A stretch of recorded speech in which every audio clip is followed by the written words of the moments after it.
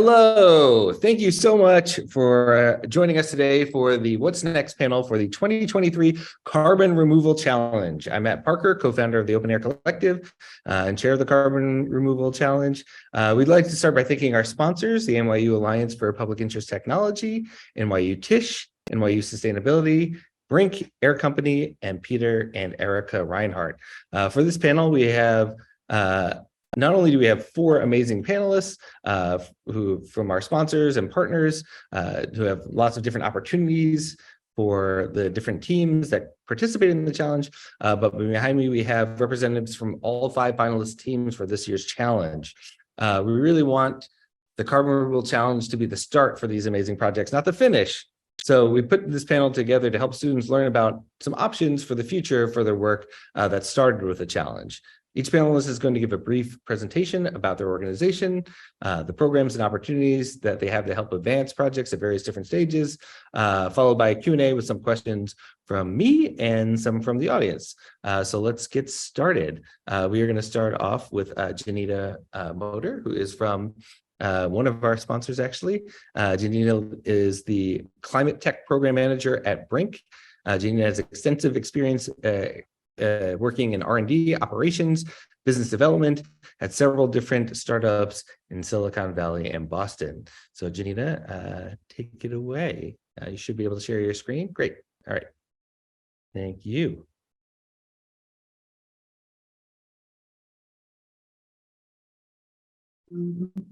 Okay, everyone can still see, right?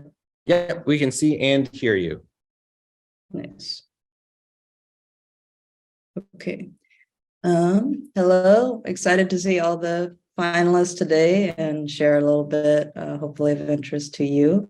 So as Matt just mentioned, I come from chemistry, material science background. I was working at startups previously before business school, and then came over to venture capital side of things, working with a few different organizations before coming to Brinc. Put a few here, AMA fun topics, I guess, feel free to ask me about. I think our contact info will probably be shared, and I have it at the end of the slides as well. So who is Brinc? What do we focus on? The key mission is actually to support entrepreneurs that we call game changers, which essentially means founders who are working on creating a more sustainable, equitable, and inclusive future, primarily through developing and launching new technologies. So in particular, Brinc's been around for several years, running a variety of different accelerator programs, some in climate tech, some in other verticals. We have different offices globally. Our headquarters, where I am, is here in Hong Kong. And the key model focuses very much on providing tailored support to companies through connections to our mentors, follow-on investors, and other partners and corporates. So from the climate side of things in particular, the last several years, Brinc's actually focused much more on food tech and ag tech. So this just gives a little bit of a flavor of what some of those companies have been, some of the data around them. And part of the model of what was developed there was to really focus as much as possible on specific industries or sectors to provide targeted networks for the founders to connect with, and of course, to targeted cohorts for founders to be working on similar types of challenges. So that's been part of our thinking now as we move into the carbon removal space. We're getting ready, hopefully in the next few weeks, to have some more announcements with the specifics of the first cohort of what that looks like. But just to give a little bit of a flavor at a high level, we're interested in all different types of carbon removal approaches for this program. Also, different types of enabling technologies that will be part of the industry and how it grows, and companies that may be focused, at least in the short term or also in the long term, more on utilization technologies. The key things that we are thinking about is for founders to actually be working on this full time and to have some kind of prototype with some initial data of what they're trying to develop so that we can help support them as they scale that. And then as part of that, as we are evaluating different startups, we do want to see and really sort of understand that they are trying to work to get to some sort of gigaton scale potential, which I'm sure you all know is really critical for the CDR industry. So a couple more specifics, I guess, in terms of how we see this program being unique, perhaps as well in the context of some of the other panelists that you guys are going to hear from. Our vision is to provide catalytic funding to the startups through the program, which is a guaranteed investment once they're accepted. On top of that, we continue to offer fundraising support primarily to institutional investors, but other types of financing as well during the program. And then we have a portfolio team that continues to support startups after that in terms of future fundraising events and other kind of ad hoc support that we can offer. We are very much focused on establishing a global network that the companies can connect with. In particular, we do still see a gap in terms of access to Asia Pacific capital markets and overall development of CDR in the region. So that's part of what we try to enable and bring to light. We've developed a couple of partnerships and are hopefully working on more in terms of working with various test facilities. So the idea here is to continue to de-risk aspects like permitting and other kind of third-party validation for the technology as you continue to scale it. Particular, what we have now is applicable for DAC and certain ocean CDR approaches. And then, as I mentioned, we are really focused on having a tailored program. So we tend to focus on having fairly small cohorts and kind of rethinking as much as we need to meet the critical needs of those companies at the time. So part of, I guess, the sort of the Debbie Downer side here, but this was something Matt asked about to kind of think in advance about what are some of the reasons that startups fail or run into challenges. And as you may be thinking, to go from the prototype that you have and the progress you've made so far into an actual successful company. I wouldn't say this is necessarily the statistical top 10 list, but some very common themes that I at least have seen across my experience so far, and won't talk in too much detail about all of these, but I think you'll notice a lot of them are actually not specific to CDR or even climate tech at all. Unfortunately, many startups, the thing that really kills them are some of these same core challenges about the team, how you need to navigate and pivot across various aspects, and especially as a founder, how you sort of grow into the role as the company continues to scale. I guess ones that I would highlight that probably are going to be more specific to CDR is really part of what happens as you continue to scale in terms of especially the pilot plant facilities, other types of financing that you need to start to secure to really deliver technology at a massive level.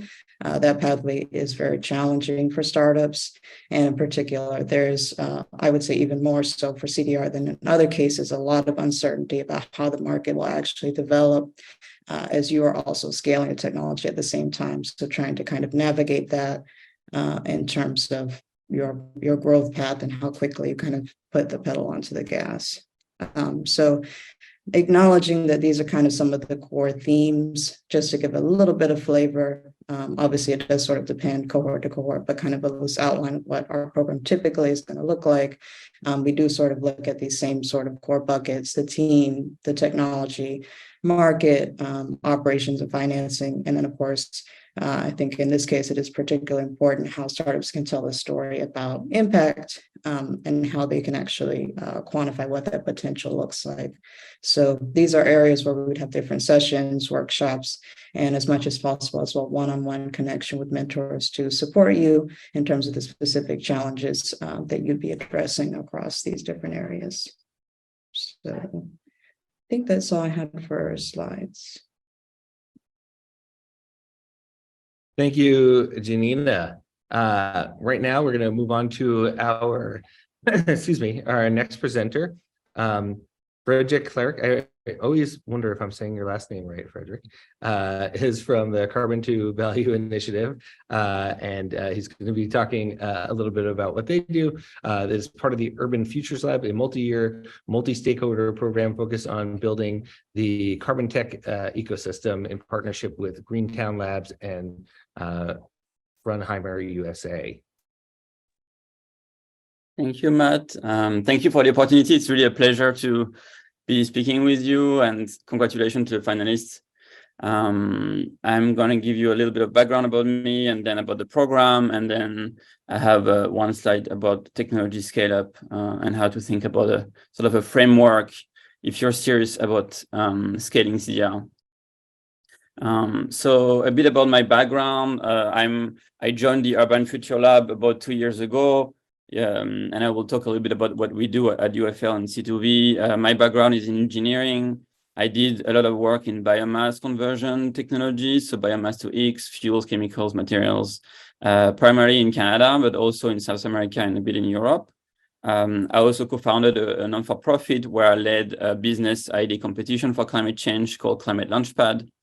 And before working on climate, I was in management consulting and in software as a product engineer. So there's always a chance to pivot into climate. Most of us are actually haven't worked on climate before in our life, and so it's a great point in time to start a career in climate. So congrats for you all to put your energy into CDR and this important problem. What is C2V in a nutshell? We are a program that is building an ecosystem for carbon tech, and we see carbon tech as very much a large approach to carbon management. So we do include all carbon capture, whether point source or atmospheric, all carbon conversion, and all sequestration innovation into carbon tech. We feel like we need to build a new value chain of our carbon. And that's why we want to build an ecosystem. It's a 3-year program.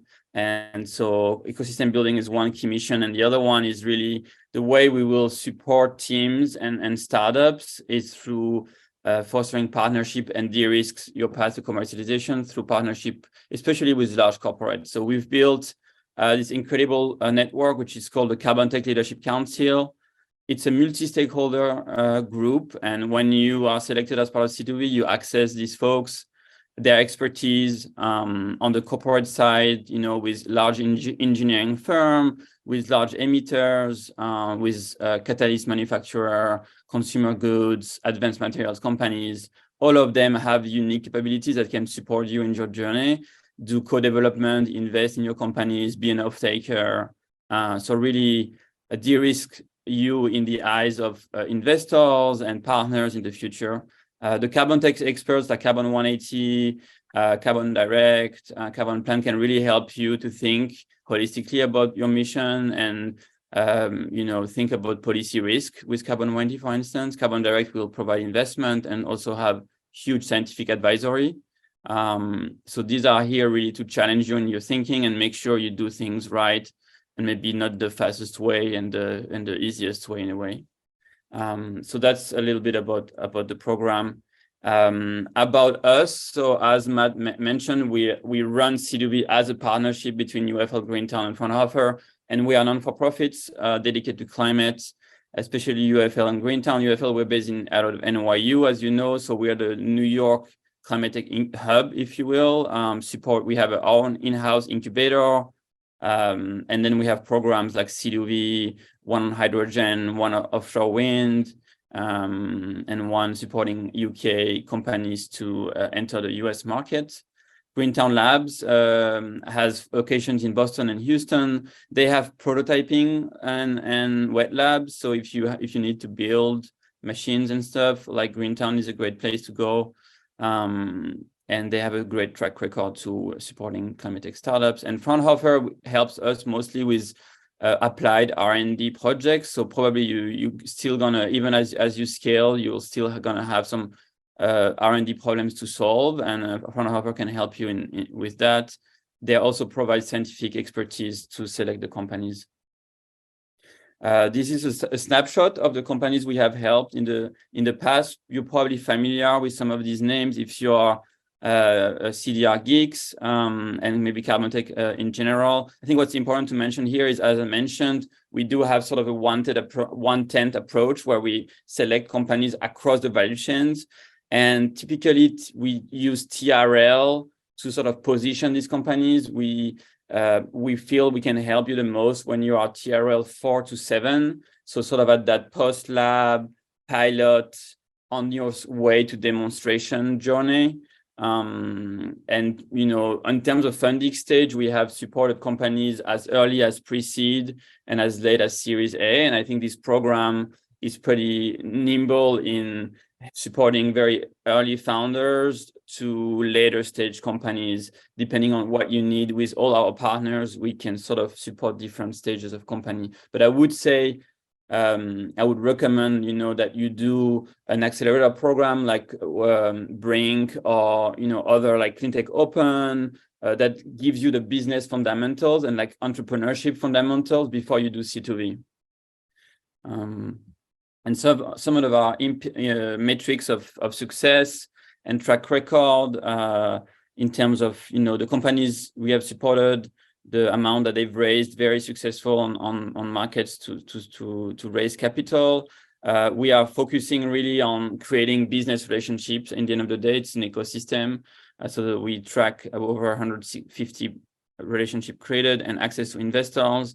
But really what we care about is the partnerships, and the outcomes for us is, have you found partners that helps you? So out of the 7 that have been announced, I want to highlight maybe 3. One is between Carbon Free, a mineralization company in Houston, in Texas, that has partners with Fluor, a large engineering company, in 2021, and that led to MOU signed between Carbon Free and US Steel to install the mineralization technology at a 50,000 tons per year scale at one of the US Steel facility in the US. So a really good example of like the ecosystem and how Fluor enabled the identification of which site and which industrial player would be best positioned to host a novel technology like Carbon Free.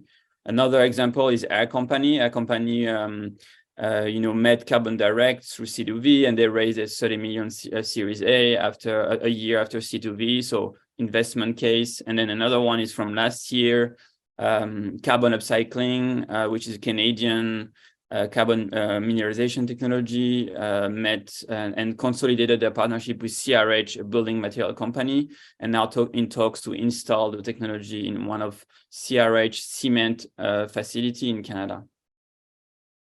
And with the time I have left, I wanted to share a little bit about the perspective, or my perspective, I think, as an engineer who worked with large corporates who are very risk adverse with regards to technology scale up. And you will see a lot of different versions of this sort of graph around, but I think it's important for you to have a framework to scale, to commercial scale. What is your path to scale? Where you are, be very transparent where you are, and what are the steps you need to take with your investors, with your partners, and recognize the risks. Don't, you know, you're not going to build a commercial scale in the next 2 years. And this applies mostly to like capital intensive and hardware companies. So, you know, if you're fully nature-based solutions, it may apply less, but there is a high chance if you're going to do CDR that you have at least hybrid engineered solution or fully engineered solution. And it's important to understand the goals of each of these steps. So, you know, at the lab scale, you want to really demonstrate the technical feasibility and the fundamental scientific principle. It works and the science works. That's the main goal of the lab scale. And typically it's anywhere, you know, below sort of kilogram scale per day of CO2. And these are TRL 1 to 4. And typically you're going to need to have access to equipment that is in the million order of magnitude. Usually you would access that through shared space. So you don't need actually that capital, but be ready to have that sort of capital mindset even at the lab scale. On the pilots, it's actually, in my mind, is to put everything together and assemble equipments and demonstrate that it can run end to end, right? From the points, from the capture of CO2 to your product, even if the product is like, you know, capture, sequester CO2 in the, whatever the final environment is, in continuous, ideally, and, you know, in the single process.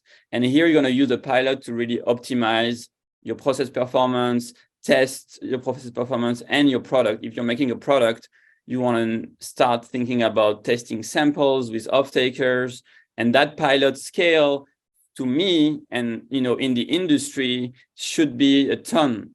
somewhere in a ton per day of CO2. That's already pretty big, actually. And that's already a couple of millions of dollars, depending on the technology. And that ton per day allows you to produce samples that is meaningful to your potential customers and do some tests. And that's TRL 5 to 6. And then there is the demonstration scale. The demo scale is somewhat controversial. I would say some people try to skip it. Some people try to do it. It's very sort of uncomfortable economics. But the goal of the demo scale is to scale up. Really, the physical scale up of the process happens at the demo scale. And this is what you're going to use the demo scale to design the commercial scale, essentially, and de-risk the commercial scale. Get data around cost. How much is the commercial scale actually going to cost?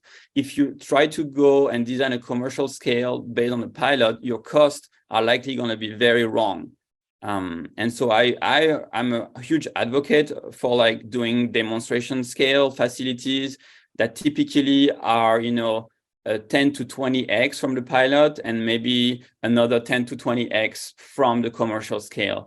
And this is not an easy step. Funding is very hard. I would say this is also why corporates are a good partner here, because corporates can put that kind of money because they see the strategic advantage if the technology is deployed in multiple sites. So, think about basically how you're going to de-risk the scale to commercial scale. Commercial scale, it's going to be a facility that can compete on the market, that has economics, that is profitable. Like, it's not a pilot, pre-commercial scale. To me, it's, if you're going to go like a gigaton, commercial scale should be around in the order of magnitude of 1,000 tons of CO2 per day. And even 1,000 tons per day, that's 300,000 tons per year. So you need, 3,000 units like this to remove 1 gigaton. So think about this sort of order of magnitude to get to scale. And really the goal here is not only to compete on the market, but it's to establish a proven record. You will have, Janina mentioned, first of a kind, FOC. If you don't know that acronym, you should read about it. There is an excellent Prime coalition study about gaps for first of a kind. And this will help you de-risk. So build a first of a kind and then nth of a kind, which is, the replication of a first of a kind. And this is not small game. This is going to be, the carbon engineering plant that they are building with Oxy. It's $1 billion, one facility for 1 million ton. So be ready if you're going to, with that mindset that it's going to be capital intensive and the money is going to come from different flows. Maybe we can talk about this during Q&A. But the who's going to give you money at each different stage will change. And it will go from grants, non-dilutive, to VC, to project finance. And there are things that you want to avoid, I would say, especially using VC money to fund demonstration scale is something not the best use of like capital, because it's very expensive and maybe not as patient as it should be for demonstration scale. But I think we can talk about that in the Q&A. Hopefully this is a framework. My advice to you is already start a slide like this with your own technology features that you can show to investors to show that you have a plan to scale up and that is credible, and get feedback on it. It's going to be very iterative. So with that, I'm going to just give it up to the next speaker. Thank you, Frederic. That was awesome. I'm going to make a slide like that myself for next year's carbon removal challenge. And I love that you mentioned Air Company, who is one of the sponsors of this year's carbon removal challenge. Hopefully, one of the teams that's part of this webinar will go through C2V in the future, and then they could be a sponsor for some future carbon removal challenge, and we get the cycle of carbon going. The carbon cycle, if you will. Next is Jason Grillo. Jason is the Director of Partnerships and Operations for AirMiners. His experience at AirMiners spans leading bi-weekly virtual event series, managing a community over 2,000 people, and co-leading the Launchpad Accelerator program for early stage startups. Take it away, Jason. All right, welcome everyone. So, thanks, Matt, and thanks to your program for making space for AirMiners today. So, what we're talking about is, what's next? My name is Jason Grillo, Director of Partnerships and Operations at AirMiners, and here to talk to you a little bit about AirMiners, what we do, our Launchpad program, and a little bit of advice. Free advice, which is might be worth the money you paid for it at the tail end. So why are we here today? Why are we having this meeting? Is something that I always like to start off with. Start with why, as the phrase goes. We need to remove carbon. By the way, we've seen this graph a million times in all sorts of different iterations. But basically, the path to 1.5 degrees C means that by about 2050, we have to be a carbon negative society. And AirMiners exists to make that future happen. We intend to remove 1 billion tons of carbon dioxide or its equivalent from the atmosphere in total as a cumulative metric by the end of 2030.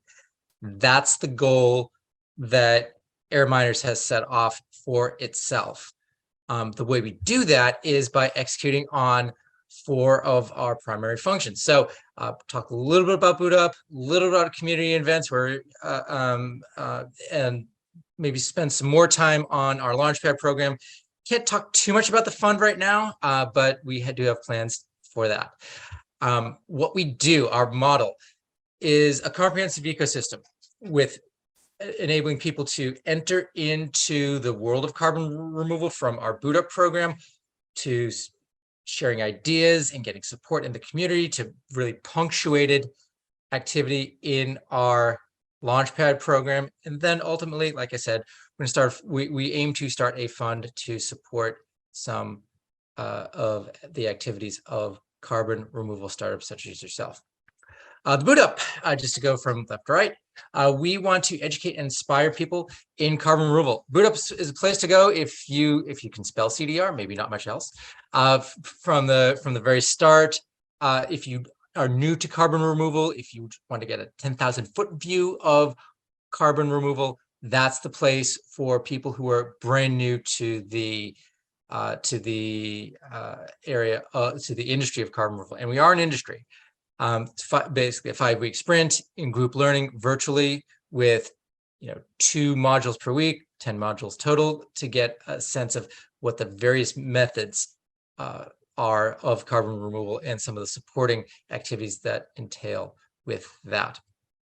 We run it every month or 2. So if you know anyone who wants to learn more about carbon removal, that's the starting point for them in their journey in the industry. Then we have our AirMiners community, which is over 2,000 people strong worldwide across all methods of carbon removal. So the idea here is to have ideas crop up for people to share those ideas, vet them, get support, help others, to be a place where people can have an open forum on the most cutting edge ideas of carbon removal. We aim for it to be, again, a collegial, supportive area, which supports a diversity of geographies. Again, we are a worldwide community, a diversity of experiences, as well as again, any type of carbon removal being represented, from oceans to forests to soils to mineralization to, yes, direct air capture, to utilization, to biomass storage, or all sorts of other methods as well. Events, which is where you might have interacted with AirMiners most publicly. These are points every twice a month where we have topics about various ideas in carbon removal. We'll have a panel of maybe 3 individuals and a moderator talking about anything from regulation to measurement, reporting, and verification, to how to sell a carbon credit. Take a look at our YouTube channel for more on that. But we host that once every maybe 2 weeks or so. Our Launchpad program is probably in talking to the other my teammates, Tito Jankowski, who's the CEO of AirMiners, and Adina Mangubat, who's the director of our accelerator program. We really feel it's really the most focused concentration of the ethos of AirMiners. That's where we put in time and effort to make small startups, such as yourselves, into teams that are poised to remove that billion tons of carbon from the atmosphere. We have a program that we launched about 2 years ago in conjunction with our partners XPRIZE and Creative Destruction Lab.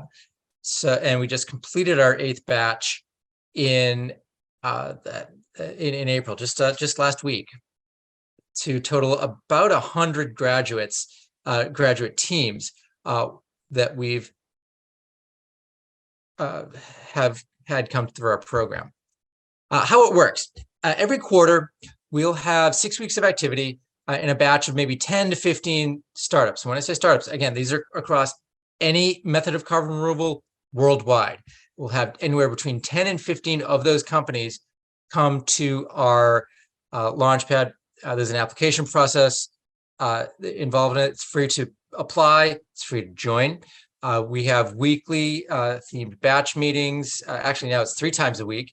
But the idea is for people to get intensive coaching with their peers and also to learn from thought leaders who will come to our Launchpad sessions, cycling through a variety of topics from Techno-Economic assessment to time management to how to pitch to a venture capitalist, or how to approach carbon credit markets, a little bit about financial literacy, how to structure your financing goals for your startup. Again, the sweet spot for this really is teams of 2, 3, 4. It helps to have a prototype. Doesn't hurt, but we'll take teams who are looking at an idea and want to work at a dedicated idea that they have latitude to operate in. So, and the upper bound of that is if you've already received, say, seed funding, if you're already commercial scale, that's probably a little bit beyond us. But I'm happy to say that there are literally hundreds of applicants who we've seen over the course of 2 years of this. I'm fond of saying that the median size of a carbon removal company today is probably like 3 people. I mean, yes, there are 10 to 15, maybe more, maybe a little bit more companies who are starting to punch through. And that's wonderful. But the vast majority of carbon removal companies are companies like yourselves at the very start of their journey and seeking help to get to that next level. That's where Launchpad comes in. Post-Launchpad support, we have a variety of alumni services. We talk about networking with your fellow alums. We have exclusive networking with, again, more thought leader participation for alumni teams. We also have demo days, 2 demo days for each team who graduates our program. You're guaranteed a spot either in or both in Investor Demo Day, where you will have a 5-minute pitch before financing partners potentially, and a carbon credit buyer demo day. So each team has access to both of those days. They can, where they will, for the carbon credit buyer demo, they'll pitch to people who might buy carbon credits within the next year or 2. And that's the value that we can provide by facilitating those introductions. Think about some advice for you as carbon removal startups. I mean, what we advise is that there are varieties of risk. Your ability to overcome these risks is what's going to be most critical for an investor and ultimately for a carbon credit buyer as well. I mean, certainly there's finance risk. Are you going to run out of money before you can achieve what you need?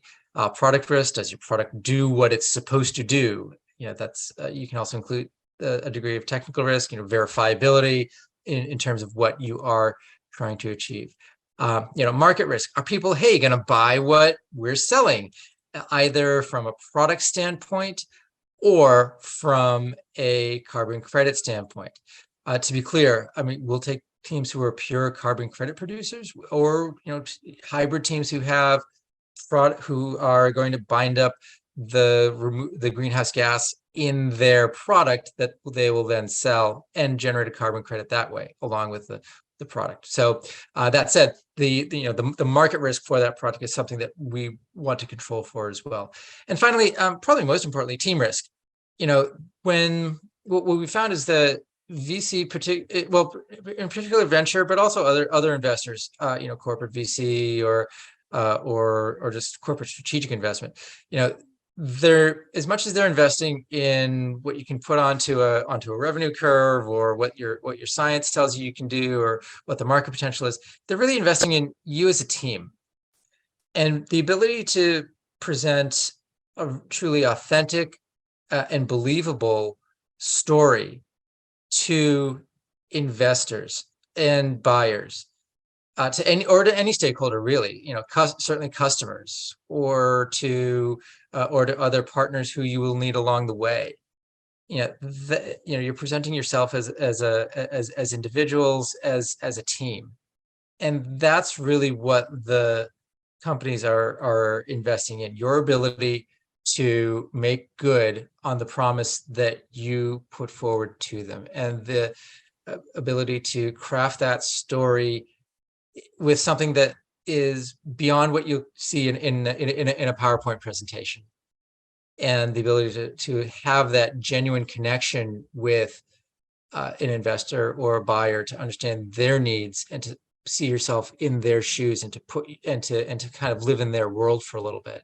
That's really what we find is something that's been a true success for companies. As a tail end, the alumni companies we've worked with have raised about $23 million worth of funding from after graduating our program. So we're proud of that, and hope that this is something that is a way that is interesting to you. So with that, here's some resources: our Launchpad program, Boot Up program, our event series, and our and our YouTube channel, which has an archive of everything we've done. So with that, that's all I've got today. Look forward to seeing you soon. Thank you, Jason. And then finally, we have Erin Lindgren from Activate. Erin is a partnership manager at Activate. Prior to joining Activate, Erin was an attorney helping to launch 2 climate-focused nonprofits, Climate Map and Climate Raise.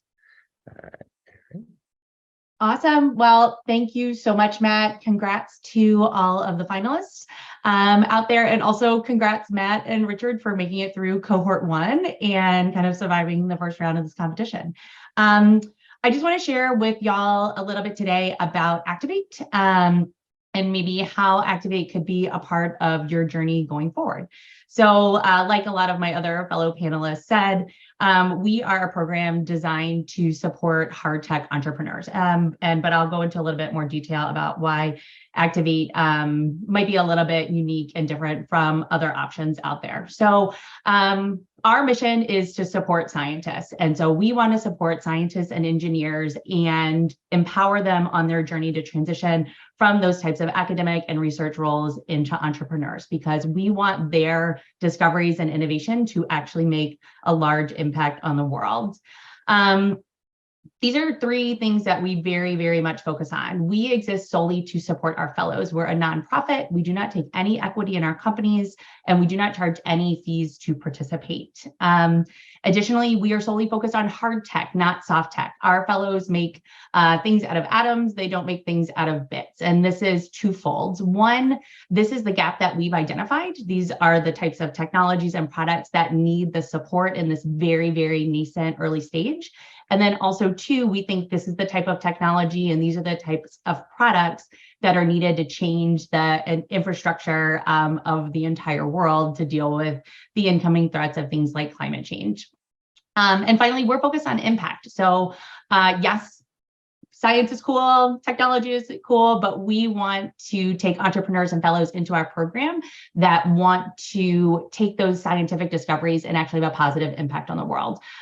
So we're very focused on what's going to be, the GHG impact of this technology. How is this tech going to help with climate adaptation, et cetera? That's a huge component of what we're considering when we're taking in applicants. Okay, so like I mentioned, we exist to help bridge the gap between basic scientific research and bringing our product to market. We provide our fellows with the time, funding, education, and network to make sure that they can transition from the lab and into the early stage innovation ecosystem. Our program helps our fellows move from 0 to 1, which is to truly innovate and bring a new product in the world. And we're a little biased, but we think that this is probably the hardest part of an entrepreneurial journey, is actually seeing if there's a there and making this new product. I know there's a ton of other challenging issues that entrepreneurs face.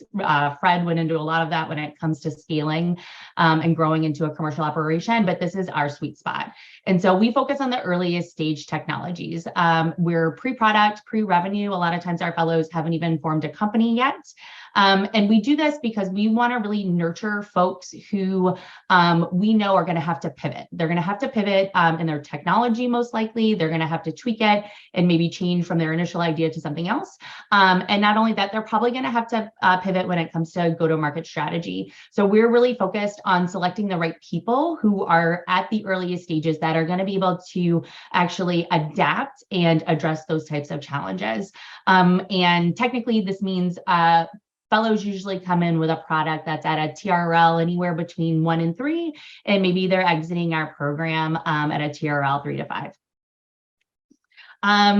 This is just a kind of a case study, an example of that process in practice. And I picked Tacochar for this audience. Tacochar is a company that's transforming agricultural waste into other types of commercial products, including biochar, which obviously has lots of CDR impact. And so when Kevin applied, this was an idea. He had proven this out in the lab, and being at Activate allowed him the time and resources to actually build a working prototype and attract not only funding, but non-dilutive funding that gave him additional time and resources to build out this concept and go to market.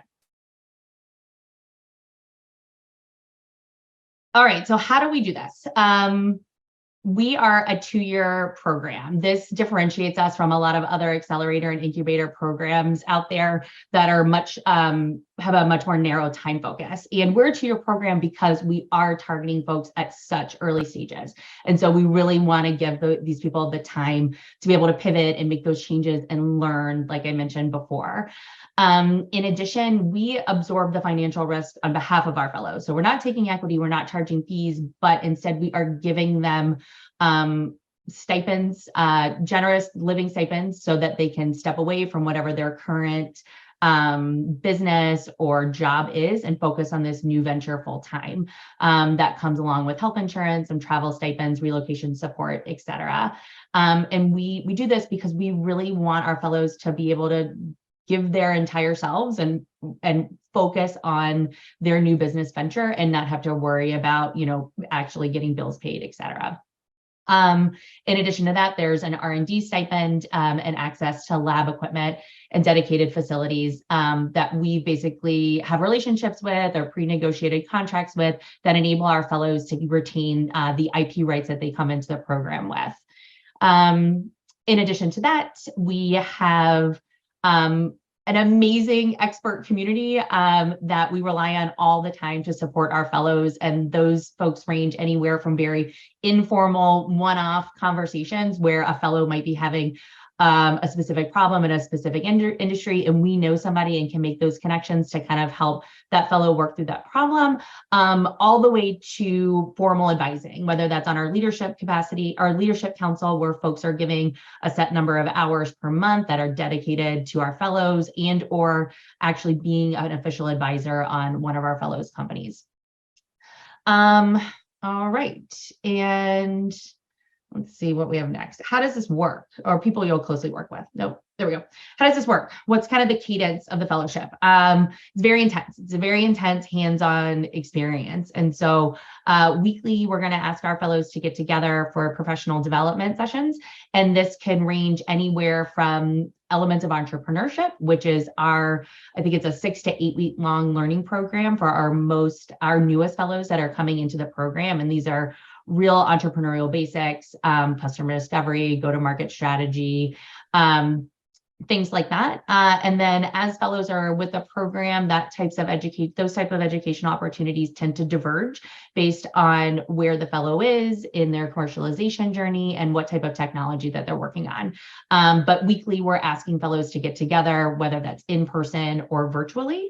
And then these types of educational sessions are then followed by networking opportunities. And those can take the form of happy hours or social hours with other hard tech entrepreneurs or investors or our industry and corporate contacts. Or sometimes it's kind of closed door and everybody's just hanging out and being casual and taking a deep breath and catching up on, their problems that they're having. Their official monthly check-ins with their mentors or managing directors that lead each one of our communities. Quarterly, we're asking our fellows to have these prototype board meetings.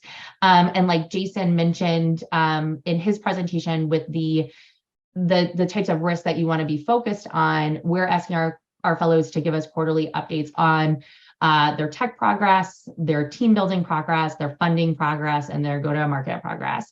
And it's a forcing function for our fellows to be thinking about each of these elements every quarter, especially because our typical fellow tends to be someone who was focused in science and academia for the majority of their career. And so we're asking them to kind of step out of that tech-focused role and instead start thinking about these other types of more entrepreneurial business questions. And so the quarterlies really help them get into that. And then annually, we have retreats and kind of professional development reflections. These folks are the heart and soul of Activate. These are our managing directors. So Activate's organized by community. We have communities in Berkeley, Boston, New York. We have a virtual anywhere community, and we're going to be opening Houston soon. And so each community is run by a managing director. And these are folks that are former hard tech entrepreneurs themselves. So they really, really understand what our fellows are going through and are the first point of contact whenever any of our fellows have questions or issues. The managing director is their go-to person. And so they're all lovely humans, and I know our fellows, when they're giving us feedback about the value that our program provides, contact with their MDs ranks up there at the highest, if not the highest feedback every time. In addition to that, our Activate fellows are supported by folks like me, like a partnership manager. So our job is to go out and build relations and network on behalf of Activate and develop those connections for our organization. So when fellows come through, we can leverage those connections for our fellows' needs as they arise. As I mentioned before, we are located in Berkeley, New York, Boston. We have a virtual community anywhere, and then we're opening Houston for our next cohort. And over the next 5 years, we are hoping to get to somewhere between 8 to 10 sites and be accepting about 100 fellows annually is our goal. And I may have passed over maybe I deleted it. Shoot. Okay, I'll stop share though.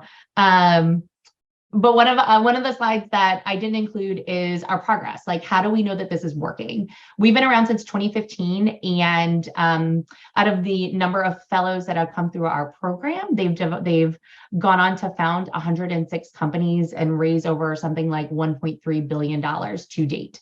So this is a model that works, and that's our typical success story. But one thing that I want to mention is that we are very fellow focused.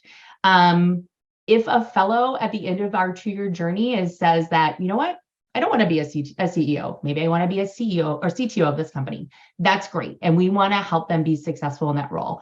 Or maybe, and we've had this happen several times, is that the fellow says, you know what, being an entrepreneur isn't for me. I want to go back and be a professor, or I want to go work at a tech company. That's amazing. That's a win for us because we want to give these folks the time and space to make those types of decisions before they've gone on to raise millions and millions of dollars in dilutive financing and have obligations to, funders and VCs.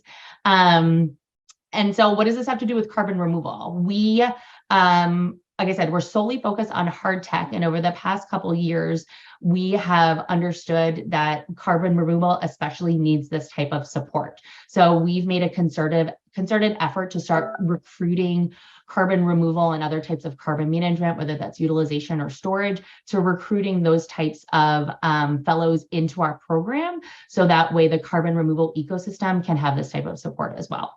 And I'm a former lawyer. I'm not an entrepreneur or a scientist, so I don't have tons of advice for you guys. But what I will do is I'll share after this some of the resources that we've developed as an organization that are much longer than a 1.5 minute spiel, and you guys can peruse those at your leisure.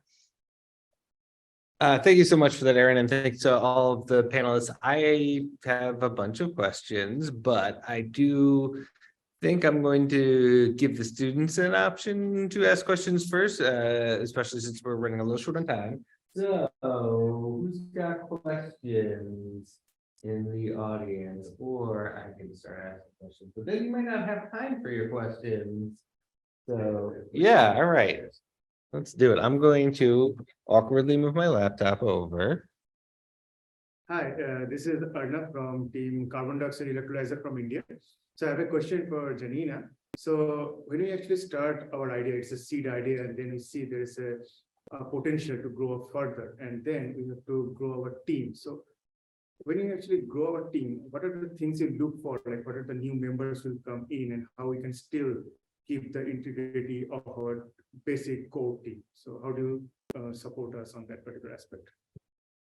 Yeah, thanks. That's a good question, and I'm sure other panelists probably have some more to add on this topic too. But I guess big ones to think about from just the founding team as you start to expand is first, really critically, what types of functional support and skills you need to add into your team, and how that kind of maps out, maybe the next 3 to 10 or so hires of what that looks like. And then the other big thing will really just to be honestly figuring out what is a good cultural fit between your team and then these people that you find, because you'll be working pretty hard with them day in and day out. And to what I mentioned, if you can't find a way to work well together, that will unfortunately probably be the very quick death of your startup. So that in terms of support with Brinc, we're going to have some of our mentors come with a climate recruiting background, so they'll give some other insights of how they've helped founders in terms of writing job descriptions. We're looking at partnerships with Job Board as well, and a couple of other kind of more specific resources and guidelines about getting the first few jobs posted and secured. Thank you. More questions from the audience? Yeah, I'll ask one. Pointing right at you, perfect. Yeah, if you have a problem with the accent, then just let me know, because I have had some problems with it here. But I'll just ask, this was initially for Janina, but it sort of extends to everyone. Have any of you, either in related to investment pitches or for mentorship, have any of you assessed any CDR specific companies or teams in the very early stage, lab scale, prototype? And if you have, I suppose, what do you look for in these teams that makes you think that is a team or a solution that has the potential for scale, has the potential for investment, compared to those that don't? Okay, I guess I'll start, but hopefully someone else gets some time because I know we're about to run out of time here. That is part of what we look for, try to do as much as similar as possible as our application process to what we anticipate investors will be looking at. And a lot of that comes down to what is the specific carbon removal approach that you would be tackling? What are some of the then technical skills around it? You know, if it's more on material science side or something else, and then how that aligns to your own skills and experience that you're bringing to the table. So that could be educational background, experience you might have working in a relevant industry that you can bring to the table. And to the other question about team building as well, that's kind of one dynamic to think about as you grow, is a balance between team members like yourself who may be younger, but I'm sure are very sharp and open to try innovative approaches, which is very valuable, but then also bringing in people that have experience actually scaling a technology to the points that Frederic mentioned, and can kind of bring that flavor to your actual CDR approach.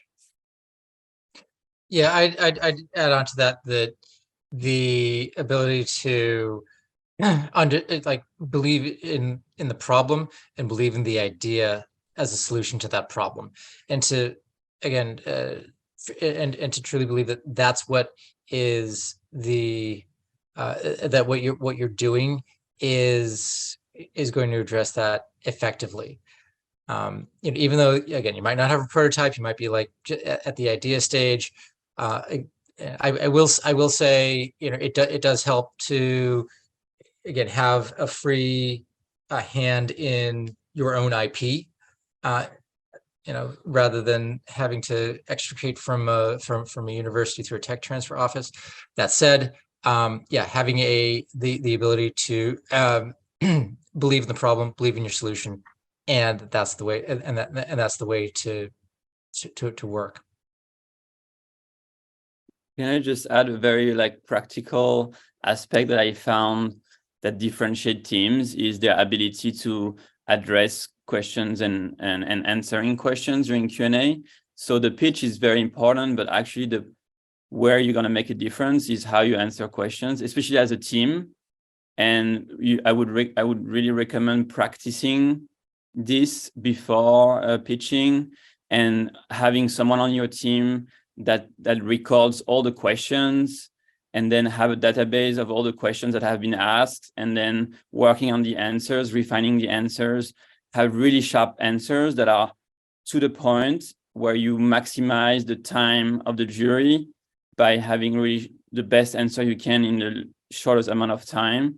That's a killer, and this is how you can really make a big difference in a very practical way. So I would encourage you to work on Q&A with fake Q&A and just really gathering the questions you're getting throughout. Thank you. Thank you so much. I know we're a little over time, but maybe we could do one more question. Can everyone hang on for one more question? Head nodding, thumbs up. 2 more questions, Jason? Or are you saying peace out? 2 minutes. 2 minutes. Okay.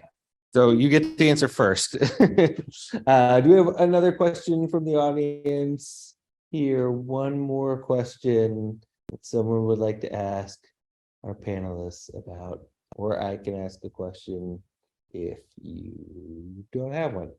Okay, boom. Maybe for Erin,